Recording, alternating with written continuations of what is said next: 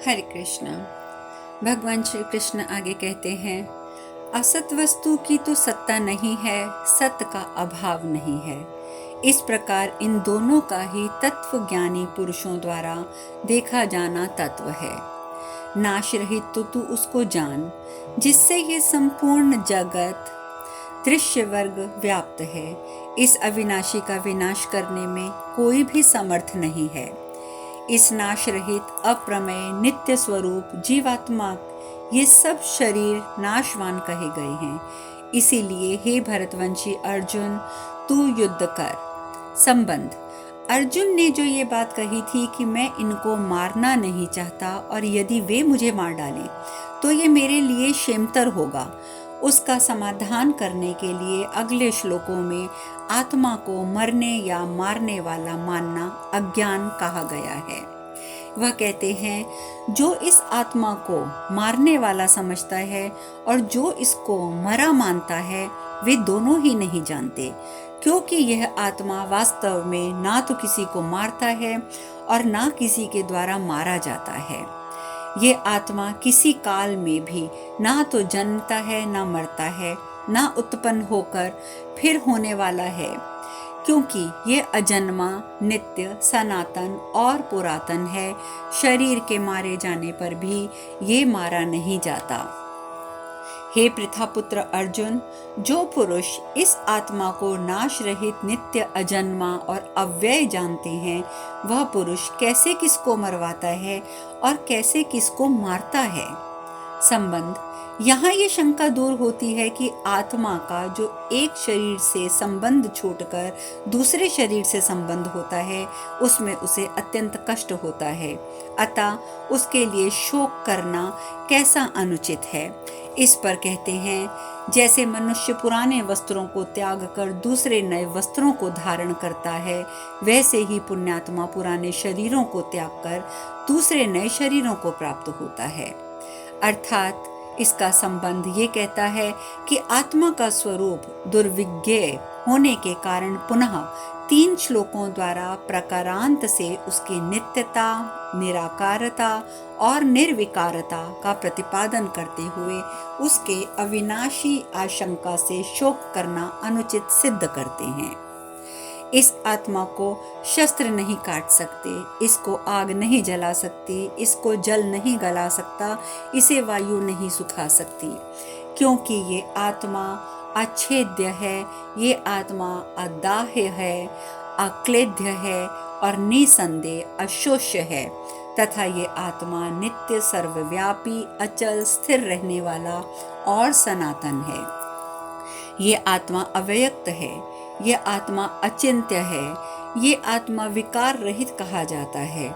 इससे हे अर्जुन, इस आत्मा को उपयुक्त प्रकार से जानकर तू शोक करने को योग्य नहीं है, अर्थात तुझे शोक करना उचित नहीं है। संबंध: उपयुक्त श्लोकों में भगवान ने आत्मा को अजन्मा और अविनाशी बतलाकर उसके लिए शोक करना अनुचित सिद्ध किया है। अब 2 श्लोकों द्वारा आत्मा को औपचारिकता रूप से जन्मने मरने वाला मानने पर भी उसके लिए श्लोक करना अनुचित है, ऐसा सिद्ध करते हैं। किंतु यदि तू आत्मा को सदा जन्मने वाला तथा सदा मरने वाला माने तो भी हे महाबाहो, तू इस प्रकार शोक करने के योग्य नहीं है। क्यों? क्योंकि इस मान्यता के अनुसार जन्मे हुए की मृत्यु निश्चित है और मरे हुए का जन्म भी निश्चित है। इससे भी ये उपाय वाले विषय में तू शोक करने के योग्य कदापि नहीं है। संबंध: अब अगले श्लोक में ये सिद्ध करते हैं कि प्राणियों के शरीरों को उद्देश्य करके भी शोक करना नहीं बनता। श्री कृष्ण कहते हैं, हे अर्जुन, संपूर्ण प्राणी जन्म से पहले अप्रकट थे, मरने के बाद भी अप्रकट हो जाने वाले हैं, केवल बीच में ही वे प्रकट हैं, फिर ऐसी स्थिति में क्या शोक करना। संबंध: आत्म तत्व अत्यंत दुर्बोध होने के कारण उसे समझाने के लिए भगवान ने उपयुक्त श्लोकों का द्वारा भिन्न भिन्न प्रकार से उसके स्वरूप का वर्णन किया है। अब अगले श्लोक में उस आत्मा के बारे में श्री कृष्ण दर्शन, वर्णन, श्रवण की अलौकिकता और दुर्लभता का निरूपण करते हैं। श्री कृष्ण कहते हैं, कोई ऐसा महापुरुष ही इस आत्मा को आश्चर्य की भांति देखता है, और वैसे ही दूसरा कोई महापुरुष ही इसके तत्व का आश्चर्य की भांति वर्णन करता है, तथा दूसरा कोई अधिकारी पुरुष ही इसे आश्चर्य की भांति सुनता है, और कोई कोई तो सुनकर भी इसको नहीं जानता।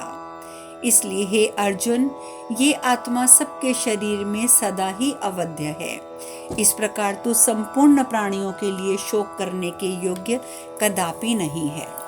संबंध। यहाँ तक भगवान ने सांख्य योग के अनुसार अनेक युक्तियों के द्वारा नित्य, शुद्ध, बुद्ध, सम, निर्विकार, अकर्ता और आत्मा के एकत्व, नित्यत्व, अविनाशित्व आदि का प्रतिपादन करके तथा शरीरों को विनाशशील बतलाकर आत्मा के या शरीर के लिए अथवा शरीर और आत्मा के वियोग के लिए शोक करना अनुचित सिद्ध किया है। साथ ही प्रसंगवश आत्मा को जन्मने मरने वाला मानने पर भी शोक करने के लिए अनौचित्य का प्रतिपादन किया है और अर्जुन को युद्ध करने के लिए आज्ञा दी है। अब 7 श्लोकों द्वारा शास्त्र धर्म के अनुसार शोक करना अनुचित सिद्ध करते हुए अर्जुन को युद्ध के लिए श्री कृष्ण प्रोत्साहित करते हैं, तथा वो कहते हैं, अपने धर्म को देखकर तू भय करने योग्य नहीं है, यानी तुझे भय नहीं करना चाहिए, क्योंकि क्षत्रिय के लिए धर्म युक्त युद्ध से बढ़कर दूसरा कोई कल्याणकारी कर्तव्य नहीं है। श्री कृष्ण कहते हैं, हे पार्थ, अपने आप प्राप्त हुए और खुले हुए स्वर्ग के द्वार रूप इस प्रकार के युद्ध को भाग्यवान क्षत्रिय लोग ही पाते हैं। किंतु यदि तू इस धर्म युक्त युद्ध को नहीं करेगा तो स्वधर्म और कीर्ति को खोकर पाप को प्राप्त हो जाएगा और सब लोग तेरी बहुत काल तक रहने वाली अपकीर्ति का ही कथन करेंगे। माननीय पुरुष के लिए अपकीर्ति मरण से भी बढ़कर है, और जिनकी दृष्टि में तू पहले बहुत सम्मानित होकर अब लघुता को प्राप्त होगा, वे महारथी लोग तो तुझे भय के कारण युद्ध से हटा हुआ ही मानेंगे। तेरे वैरी लोग तेरे सामर्थ्य की निंदा करते हुए तुझे बहुत से ना कहने योग्य वचन भी कहेंगे। उससे अधिक दुख और क्या होगा अर्जुन? या तो देख, तू युद्ध में मारा जाकर स्वर्ग को प्राप्त होगा अथवा संग्राम में जीतकर पृथ्वी का राज्य भोगेगा। इस कारण हे अर्जुन, तू युद्ध के लिए निश्चय करके अब खड़ा हो जा। संबंध। उपयुक्त श्लोक में भगवान ने युद्ध का फल राज्य सुख या स्वर्ग की प्राप्ति तक बतलाया है, किंतु अर्जुन ने तो पहले ही कह दिया था कि इस लोक के राज्य की तो बात ही क्या, मैं तो त्रिलोकी के राज्य के लिए भी अपने कुल का नाश नहीं करना चाहता। अतः जिसे राज्य सुख और स्वर्ग की इच्छा ही ना हो, उसको किस भाव से युद्ध करना चाहिए, ये बात अगले श्लोक में बतलाई गई है। श्री कृष्ण कहते हैं, जय पराजय, लाभ हानि, सुख दुख को समान समझकर उसके बाद युद्ध के लिए तैयार हो जा। इस प्रकार युद्ध करने से तू पाप को प्राप्त नहीं होगा। संबंध। यहाँ तक भगवान ने सांख्य योग के सिद्धांत से तथा शास्त्र धर्म की दृष्टि से युद्ध का औचित्य सिद्ध करके अर्जुन को समता पूर्वक युद्ध करने की आज्ञा दी। अब कर्म योग के सिद्धांत से युद्ध का औचित्य बतलाने के लिए कर्म योग के वर्णन की प्रस्तावना करते हैं। भगवान श्री कृष्ण आगे कहते हैं, हे पार्थ, यह बुद्धि तेरे लिए ज्ञान योग के विषय में कही गई और तू अब इसको कर्म योग के विषय में सुन। जिस बुद्धि से युक्त हुआ तू कर्मों के बंधन को भली भांति त्याग देगा, यानी सर्वथा नष्ट कर देगा। संबंध। इस प्रकार कर्म योग के वर्णन की प्रस्तावना करके अब उसका रहस्यपूर्ण महत्व भगवान बतलाते हैं। वह कहते हैं, इस कर्म योग में आरंभ का अर्थात बीज का नाश नहीं है और उल्टा फल रूप दोष भी नहीं है, बल्कि इस कर्म योग रूप का धर्म थोड़ा सा भी सघन जन्म मृत्यु रूप महान भय से रक्षा कर लेता है। संबंध। इस प्रकार कर्मयोग का महत्व बतलाकर अब उसके आचरण की विधि बतलाने के लिए पहले उस कर्मयोग में परम आवश्यक जो सिद्ध कर्मयोगी की निश्चयात्मकता स्थायी समबुद्धि है उसका, और कर्म योग में बाधक जो सकाम मनुष्यों की भिन्न भिन्न बुद्धियां हैं उसका भेद बतलाते हैं। भगवान श्री कृष्ण कहते हैं, हे अर्जुन, इस कर्म योग में निश्चयात्मकता बुद्धि एक ही होती है, किंतु अस्थिर विचरने वाले विवेकहीन सकाम मनुष्यों की बुद्धियां निश्चय ही बहुत से भेदों वाली और अनंत होती हैं। संबंध। अब 3 श्लोकों में सकाम भाव को त्याज्य बतलाने के लिए सकाम मनुष्यों के स्वभाव, सिद्धांत और आचार व्यवहार का वर्णन करते हैं। भगवान श्री कृष्ण कहते हैं, हे अर्जुन, जो भोगों में तन्मय हो रहे हैं, जो कर्म फल के प्रशंसक वेद वाक्यों में ही प्रीति रखते हैं, जिनकी बुद्धि में स्वर्ग ही परम प्राप्य है और जो स्वर्ग से बढ़कर दूसरी कोई वस्तु ही नहीं है, ऐसा कहने वाले हैं, वे अविवेकी जन इस प्रकार की जिस पुष्पित यानी दिखाऊ शोभा युक्त वाणी को कहा करते हैं, जो कि जन्म रूप कर्म फल देने वाली एवं भोग तथा ऐश्वर्य की प्राप्ति के लिए है, नाना प्रकार की बहुत सी क्रियाओं का वर्णन करने वाली है, उस वाणी द्वारा जिनका चित्त हर लिया गया है, जो भोग और ऐश्वर्य में आसक्त अत्यंत ज्यादा है, वह पुरुषों की परमात्मा में निश्चयात्मकता बुद्धि नहीं होती है। हे अर्जुन, वेद उपयुक्त प्रकार से तीनों गुणों के कार्य रूप समस्त भोगों एवं साधनों का प्रतिपादन करते हैं। इसीलिए तू भोगों एवं उनके साधनों में आसक्तिहीन, हर्ष, शोक आदि द्वंद्वों से रहित नित्य वस्तु परमात्मा में स्थित, योग क्षेम ना चाहने वाला तथा स्वाधीन अंतःकरण वाला हो।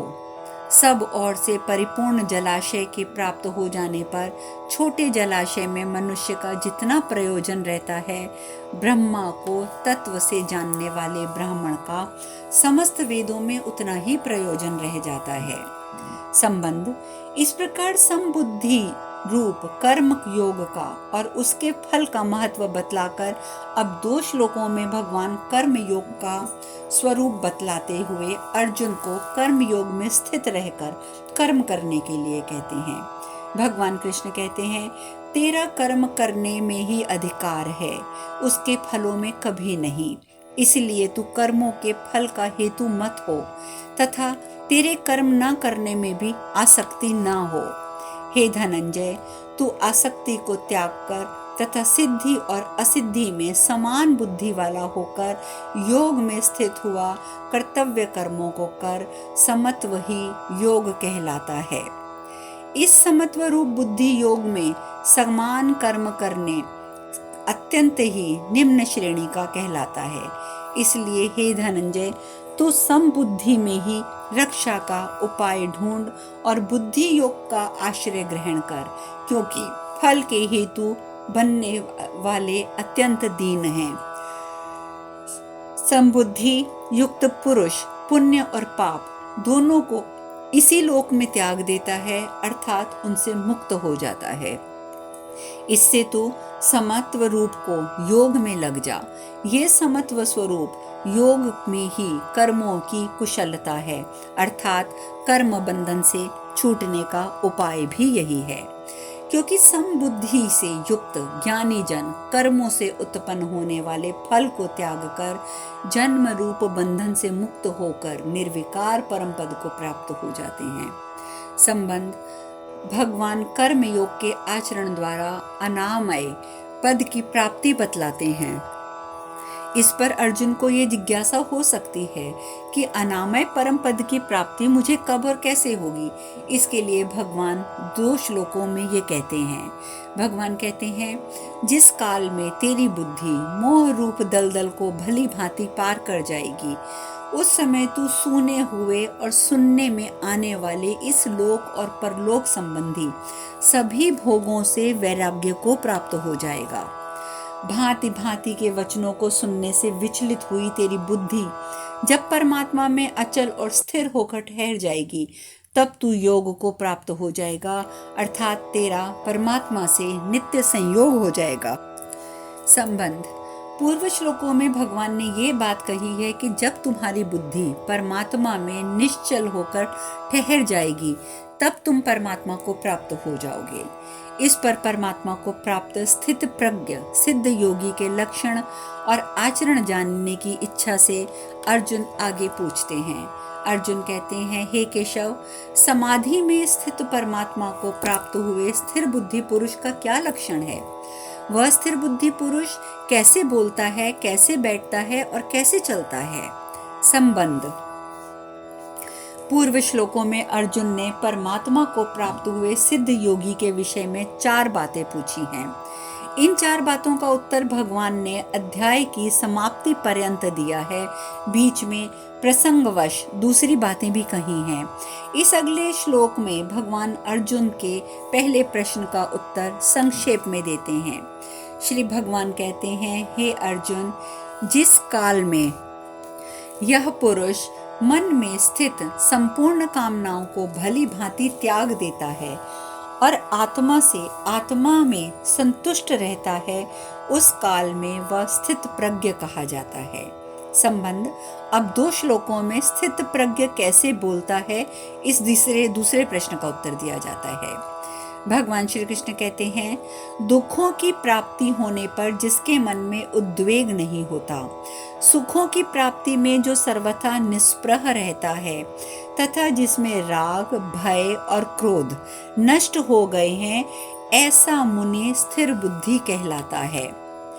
जो पुरुष सर्वत्र स्नेह रहित हुआ सा उस शुभ या अशुभ वस्तु को प्राप्त होकर ना प्रसन्न होता है, ना द्वेष करता है, उसकी बुद्धि ही स्थिर बुद्धि कहलाती है।